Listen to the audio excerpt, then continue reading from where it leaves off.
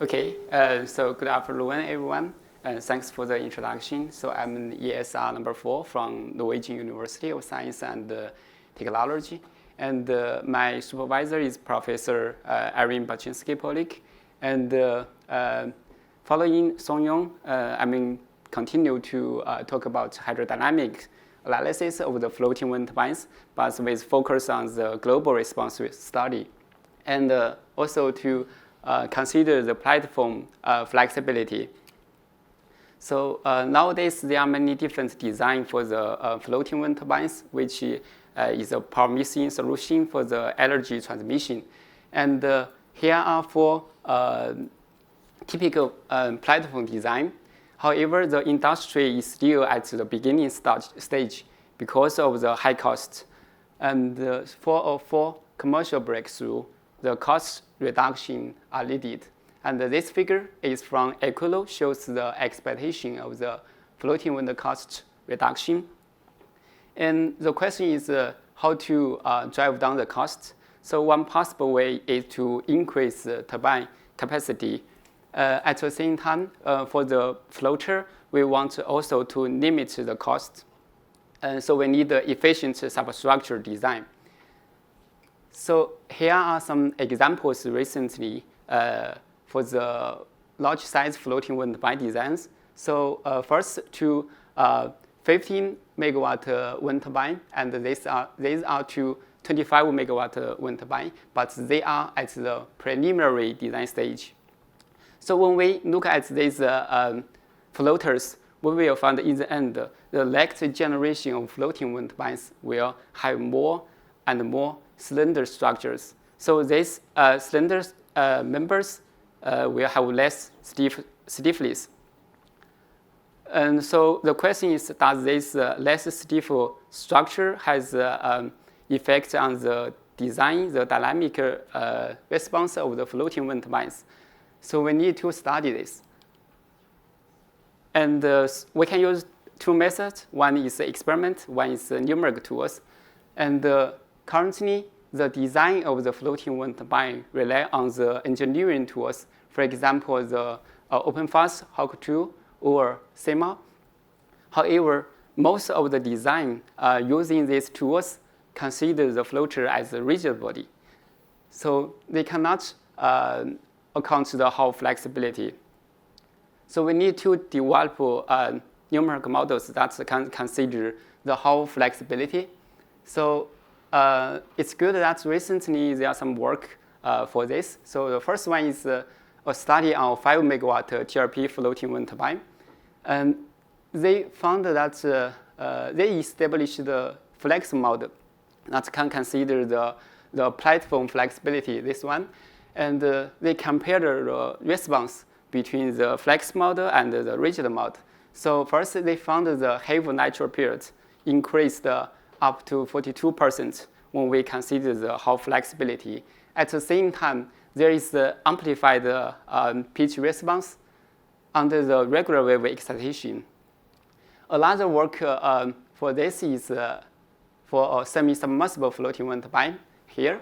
So they also compare the flex model and the rigid model, the response. So here, this figure shows the tower base for after bending moment. So when we look at the flexible model, at the frequency range that's higher than the wave frequency, we can say the flex model will predict larger response here. So we do say that when the wind turbine increases from 5 megawatt to 10 megawatt, and even larger 15 megawatt or 25 megawatt in the future, the flexibility effect will be more and more important. However, these numeric models have not yet been validated. So my work here is to continue develop the numerical models that can consider Hall flexibility and at the same time to validate these numerical models. So this is the model that I worked on. So it's an experiment model from the HALO4 project, which studies the hydroelastic response of a spa-type floating wind turbine with the experiment. So this platform supports the DTU 10 megawatt wind turbine. And to study the hydroelastic response, the tower and the backbone of the platform are made of the aluminum. And to study the hydroelastic response, the fluid-scaled force water bending model frequency is also respected. And to focus on this study, this experiment uses 4 linear aerial mooring lines. So there will be less coupling effect. And we look more into the platform. So here, the platform made of 2 parts. One is the inner backbone. So it's made of aluminum, so it can bend freely. And the second part is the outer net floaters to provide the fluid-scaled buoyancy. And we have the model now, and this is the experiment measurement. So we have the sensor to measure the motion, the acceleration. At the same time, because this is an elastic platform mount, so we can also measure the internal force, like the strain on the platform. And with the model and the sensors, this experiment is run with the following test matrix. So hammer test, decay test, and wave excitation test. So now we can turn to the numerical modeling part. So this work, I use SEMA from Norway. So this is a coupled numerical model. I established the 4 numerical models here. So first we look at the structural modeling. So this is the model for the platform. There are 2 types of model. One is rigid, mean we consider the floater as a rigid body. The second type of model is the flexible model, mean we model the platform and use spin elements. And for all the numerical models here, other parts have the same modeling. So for the nacelle assembly, use rigid body assumption, and for the tower, we use spin elements, and for the mooring, we use bar elements. And now we have structural modeling. For the wave load model, we use 2 different theory. One is Morrison's equation, and one is potential flow theory. For the flexible model here, first one, when we use the Morrison equation, it's okay. It seems I made a mistake. So this is one. So this is the Morrison equation, and this is potential flow theory. This model, and it's easy that the excited engineering tools can model this directionally. But for the potential flow model, as the software can only output the total force, so we have to distribute the wave loads by our own. So here shows how we distribute the wave loads. First, we have the geometry, and we have mesh to input the software like a 1 meter or hydro D. And we can have the total force, but we also can output the pressure. And we integrate the pressure, and we divide the platform into several segments, and we integrate the pressure to get the segment force here, and then we write in 1 meter format, that's in fraction domain. And so then we can input the coupled numerical models, that's this part. And we have a structure model in here, and we establish the correspondence between the wave loads and the structural element. And then we have the coupled numerical models. So first, we have numerical models, so we can do the time domain coupled simulations. The thing is to calibrate these numerical models and validate these models. This is done with comparison against the experiment. So the following test is run in SEMA as the same as the experiment. First is the hammer test to check the bending model frequency. The second is decay test to check the lateral periods and damping. And the following 2 is the wave test. So first we look at the hammer test. We apply a force on the nacelle with a very short time period. And we measure the acceleration of the last year in x direction. First, to match the experiment setup, the tower stiffness for flex models have been tuned to increase about 5%. At the same time, all numeric models, the structure damping is tuned, and these are the value. And here shows the example of the comparison between numeric models and the experiment, the acceleration time series. From the time series, we can get the lateral periods, so it's okay. And then we look at the decay test. So here shows the time series comparison between numeric models and the experiment. So first is surge, and this is heave, and this is pitch. Again, we can, from the time series, we can get the lateral periods. And here shows the comparison. All numeric models can predict the lateral periods when comparing with the experiment. And the following is a regular wave test. And the experiment have run with this wave periods and wave amplitude.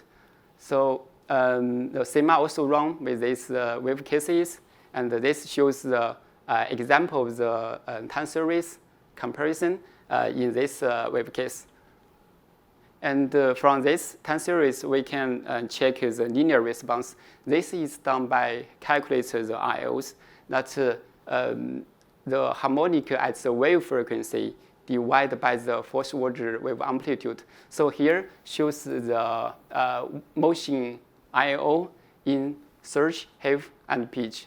So in surge, heave, we can say all numeric models can predict the linear motion response well.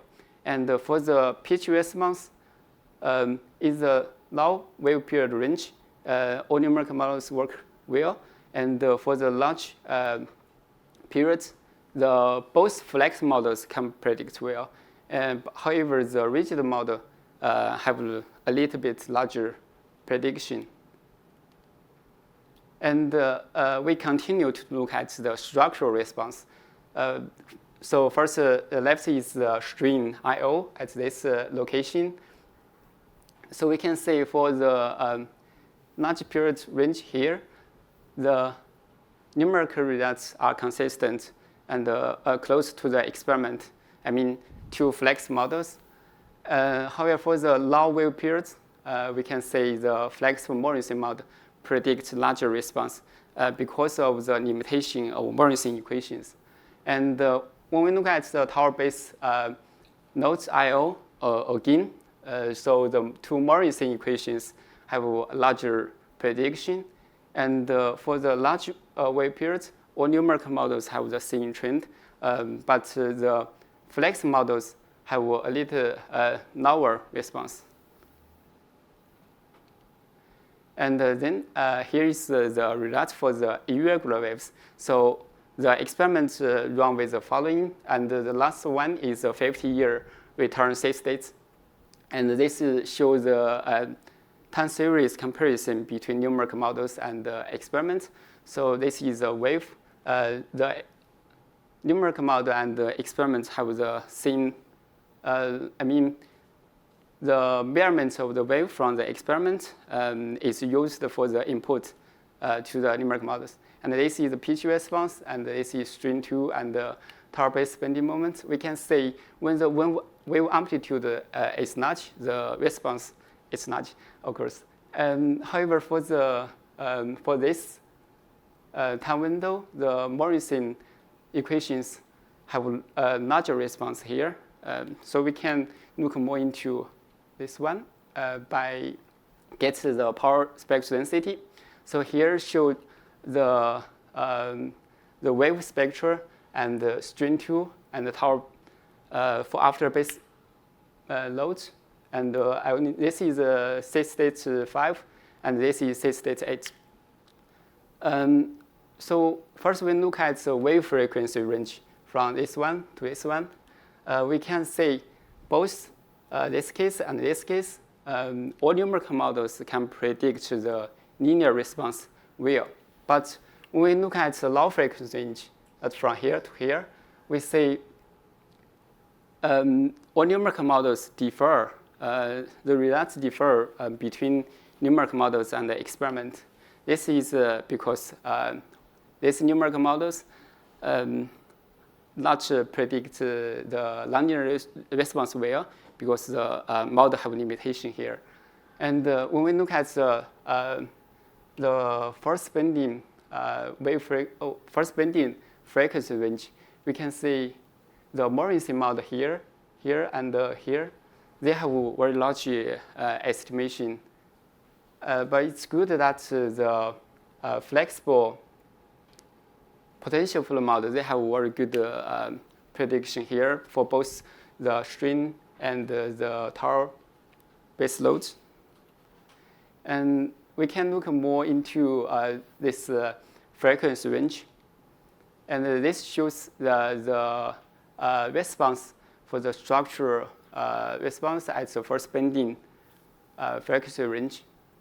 So this is the wave and the string 2, and these are two plot for the tower base bending moment, but this is the comparison between experiment and the potential flow model. This one is for the Morrissey model and experiment.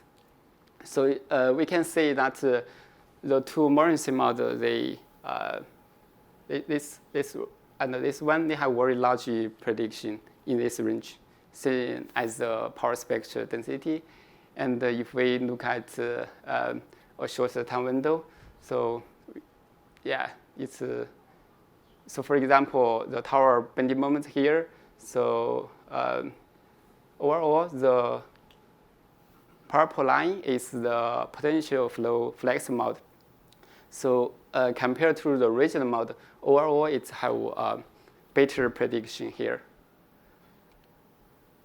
To conclude, so first, distributed potential flow model is established for the coupled numerical simulation for flex mode.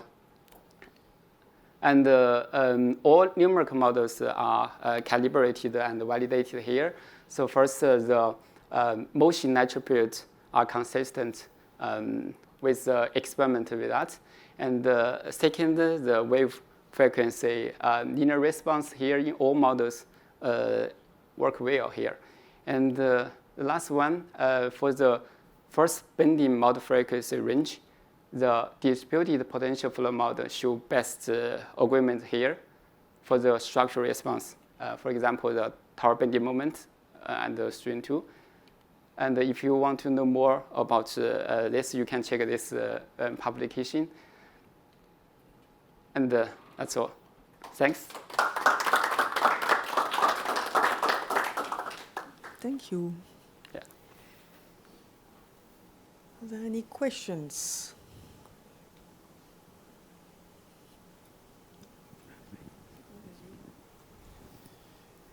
Thank you.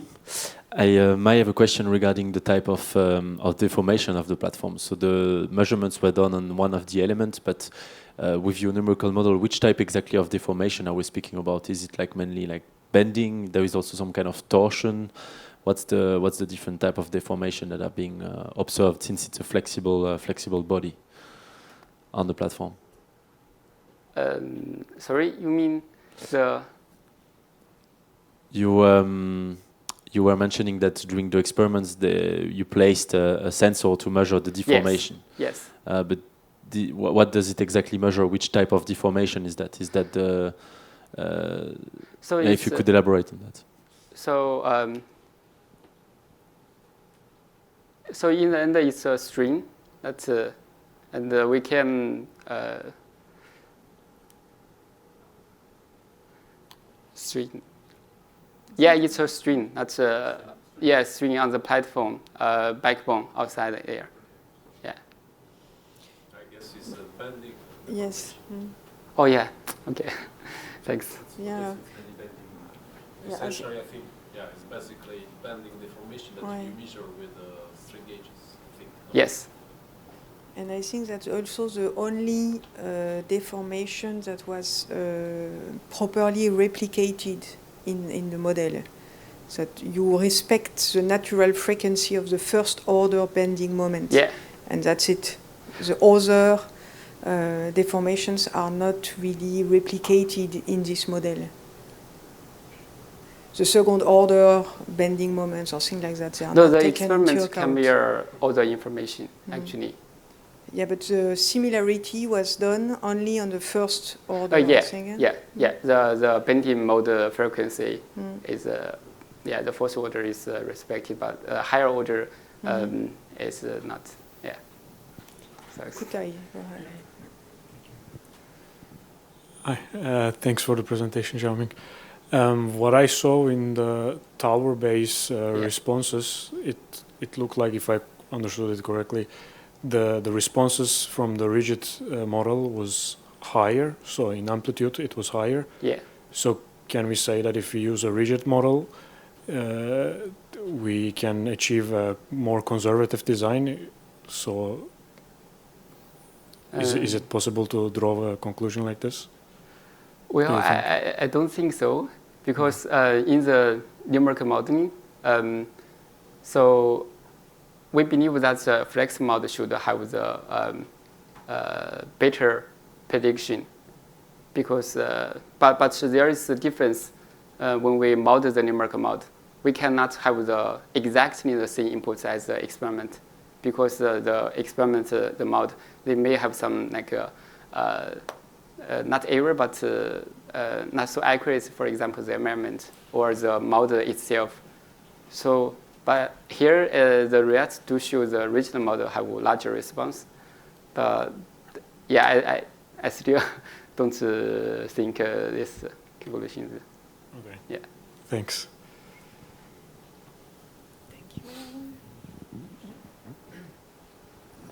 Thank you, XIAOMING, for a nice presentation. Maybe you mentioned it, but I didn't saw it. I was wondering what was the drawback in terms of numerical analysis, like efficiency or time, computational time, when using a flexible model? Like, did you compare just a bit, maybe the efficiency of the computation? Because this is engineering tools, so the computation time is okay actually, but it's of course it's longer than the original model. Yeah. And yeah. Did you do any comparison? Like, I was just wondering. So, okay, we can model the flexibility. Yeah. For sure, the substructure will get bigger and bigger, so it's important to consider flexibility. But is it actually worth it to you to implement flexibility in your numerical model? Do you win information and don't lose too much time? That's kind of my question. And yeah, I understand. So I think at the beginning, because when we design, we have to run many different cases, and I think it's better at that stage use rigid body. And then when we move to like not final, but more stable, we can consider that to check whether this is important. Okay. And yeah. Okay. Thanks. Thank you. Is there a last question from the audience? Yes. Me again. Now a question. You have rigid, flexible, potential flow, and Morse equation. Did you consider also a hybrid approach? Like I take potential flow with the added mass, and I only use for the Morse equation. I don't use the accelerations, but only the velocity part, the velocity squared part, to include the viscous damping. Have you considered that in your? So there's a kind of hybrid approach. Let's say it that way. So in this mode, when we use the potential flow theory, we also consider the Morrison drag, the drag part from the Morrison equation to model. Oh, okay, so that's in there. Okay. Yeah. Yeah. Okay. And they are the same in all the numerical models. Oh, okay. Yeah. Yeah. Thanks.